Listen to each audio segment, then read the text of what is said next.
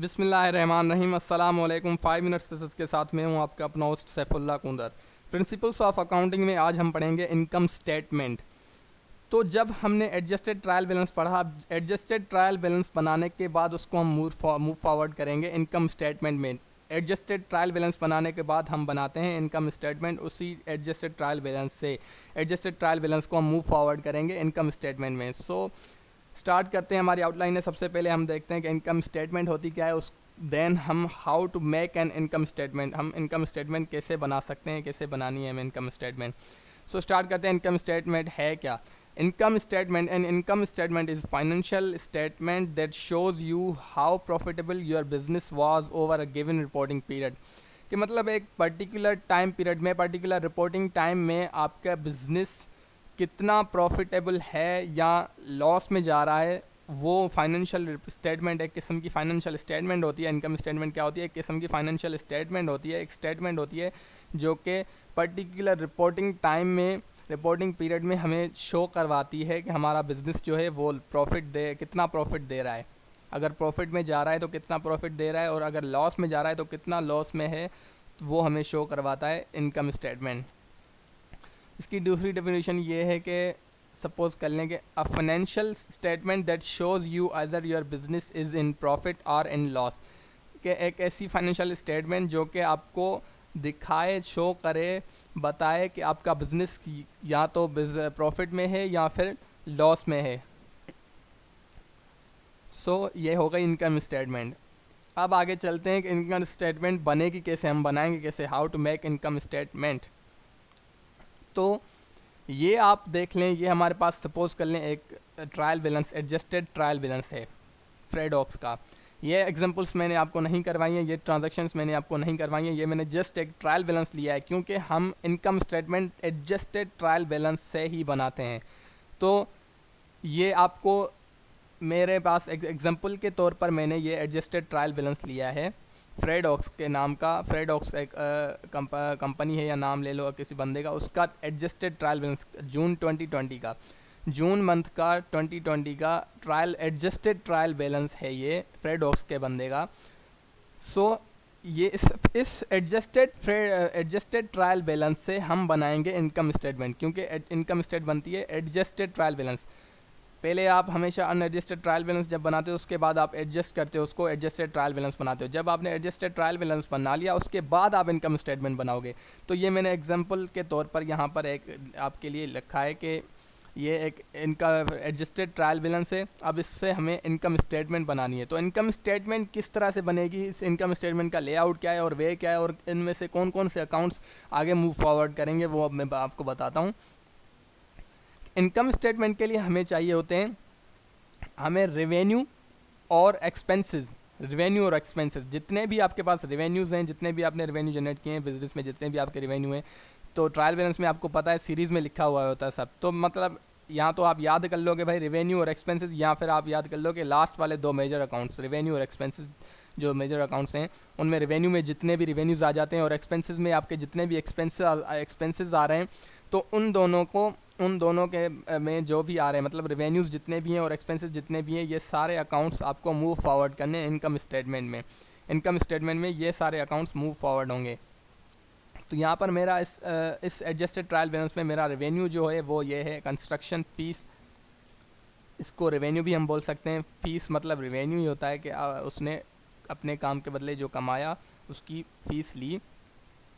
तो ये construction fees मेरा रेवेन्यू है। इस रेवेन्यू के अकाउंट को मैं मूव फॉरवर्ड करूँगा। एक तो ये हो गया, अगर मेरे पास अगर यहाँ पर और कोई भी रेवेन्यू होता तो मैं उसको भी आगे मूव फॉरवर्ड करता, लेकिन रेवेन्यू और कोई नहीं है। तो उसके बाद मेरे पास ये एक्सपेंसेस हैं, wages expense, repair expense, oil and gas expense, insurance expense.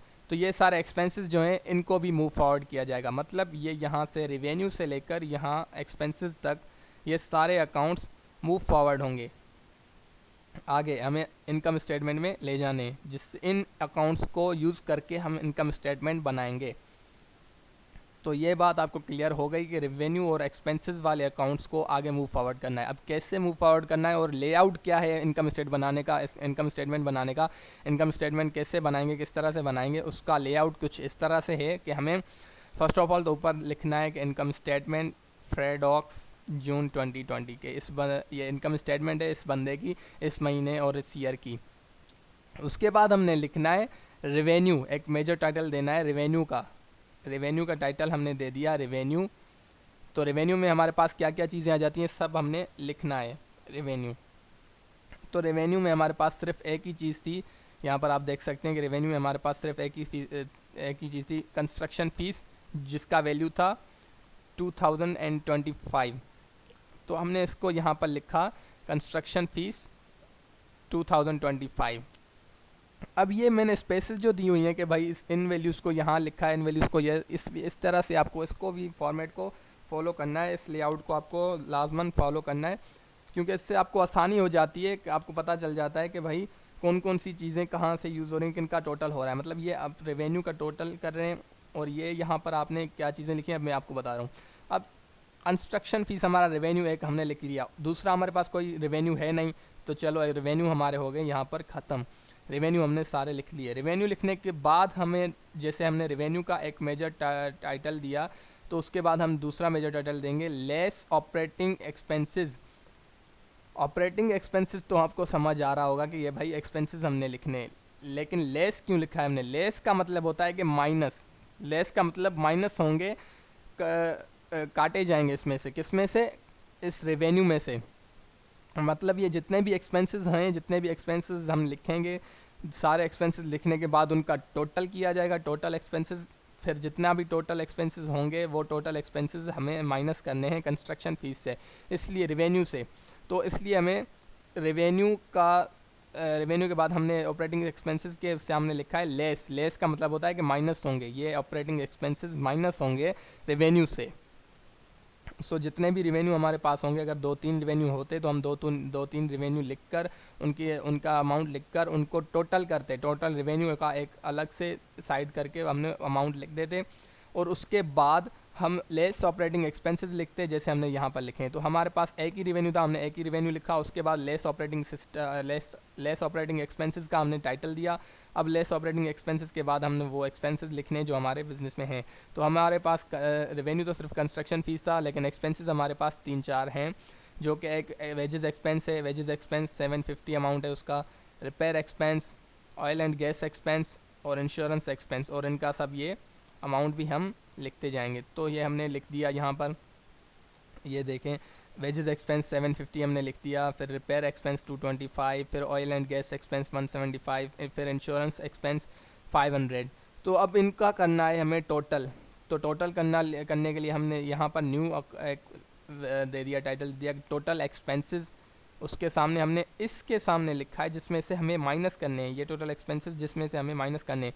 अगर हमारे पास 2-3 रेवेन्यू होते ना तो हम रेवेन्यू यहाँ पर लिखते जाते वो 2-3, और हमारा तीसरा एक और टाइटल बनता टोटल रेवेन्यू का। टोटल रेवेन्यू का फिर हम उसको इधर साइड करके लिखते टोटल रेवेन्यू, लेकिन हमारे पास यहाँ था ही एक रेवेन्यू, तो हमने यहाँ पर ऑलरेडी साइड करके लिख दिया। सो ये बात आपको जहन में लाजमी रखनी है। और उसके बाद हमने एक्सपेंसेस यहाँ इस लाइन में लिखे इस सीरीज़ में, उसके बाद हमने टोटल एक्सपेंस इनका जब टोटल किया तो ये हो गए 1650, 1650। तो इसको हमने इस सीरीज़ में इसके नीचे रख दिया 1650 को। अब इसको करना है माइनस, क्योंकि यहाँ पर लिखा हुआ है लेस ऑपरेटिंग एक्सपेंसेस। अब इसमें से 2025 में से 1650 कर देंगे माइनस। तो जो आएगा उसको हम, जो भी वैल्यू आएगा, जो भी अमाउंट आएगा उसको हम कहेंगे EBIT। EBIT का मतलब होता है अर्निंग बिफोर इनकम टैक्स। तो अर्निंग बिफोर इनकम टैक्स, अभी हमने इनकम टैक्स नहीं दिया है, उस बिज़नेस ने इनकम टैक्स कोई भी टैक्स नहीं दिया है, इनकम टैक्स नहीं दिया है। तो इनकम टैक्स से देने से पहले, इनकम टैक्स पे करने से पहले हमारी अर्निंग क्या बनती है? तो हमने 2025 में से 1650 माइनस किया तो हमारे पास 375 आया। तो मतलब हमारी अर्निंग हुई 375 बिफोर इनकम टैक्स। EBIT हमारे पास क्या आई? 375। अब अगर इनकम टैक्स है, यहाँ पर अब EBIT के नीचे हम कॉलम एक टाइटल देंगे इनकम टैक्स का, कि भाई इनकम टैक्स कितना पे किया है। अब देखते हैं ट्रायल बैलेंस में इनकम टैक्स की कोई बात है यहाँ पर? नहीं, यहाँ पर कोई भी इनकम टैक्स का एक्सपेंस नहीं है। इनकम टैक्स भी आपका एक्सपेंसेस में ही होगा, क्योंकि वो भी एक किस्म का एक्सपेंस है। तो यहाँ पर एक्सपेंसेस में हमारे पास कोई भी इनकम टैक्स का टाइटल नहीं है, कोई भी ऐसा अकाउंट नहीं है, इनकम टैक्स का अकाउंट नहीं है। मतलब इनकम टैक्स हमने कोई भी टैक्स किसी टाइप का भी टैक्स हमने पे नहीं किया है, कोई भी इनकम टैक्स हमने पे नहीं किया है तो उसको हम कर देंगे ज़ीरो। और ये मैंने इस लाइन में क्यों लिखा है, क्योंकि ये भी अगर इनकम टैक्स भी होता, अगर इनकम टैक्स हमने पे किया होता तो ये हम इसमें से माइनस कर देते, ये भी हम इसमें से माइनस करते, बल्कि इसमें से नहीं, इसमें से माइनस कर देते हम, EBIT में से, अर्निंग बिफोर इनकम टैक्स। ये हमारी इनकम टैक्स देने से पहले हमारी जो अर्निंग हुई है उसमें से इनकम टैक्स माइनस करके फिर हम नेट इनकम यहाँ पर लिख देते। तो हमने कोई इनकम टैक्स नहीं दिया है, अगर दिया होता तो यहाँ लिखते, नहीं दिया है तो हमने ज़ीरो लिख दिया। और उसके बाद हम लिखेंगे नेट इनकम, कि भाई अब हमारी नेट इनकम क्या बनती है। तो नेट इनकम हमारी बनती है 375, क्योंकि हमने कोई टैक्स वगैरह नहीं दिया तो सेम अमाउंट आ गया 375, माइनस ज़ीरो कर देंगे तो सेम अमाउंट आ जाएगा 375। तो ये हमारी हो गई नेट इनकम। तो इसको कहते हैं इनकम स्टेटमेंट। तो ये हो गई आपकी इनकम स्टेटमेंट। तो इस फॉर्मेट को आपको फॉलो करना है, जो एक लेआउट है उस लेआउट को आपको लाजमन फॉलो करना है। सो यही था आज के लेक्चर में, मिलेंगे इंशाल्लाह नेक्स्ट लेक्चर में, तब तक के लिए मुझे देंगे इजाज़त। अल्लाह हाफ़िज़, थैंक यू सो मच।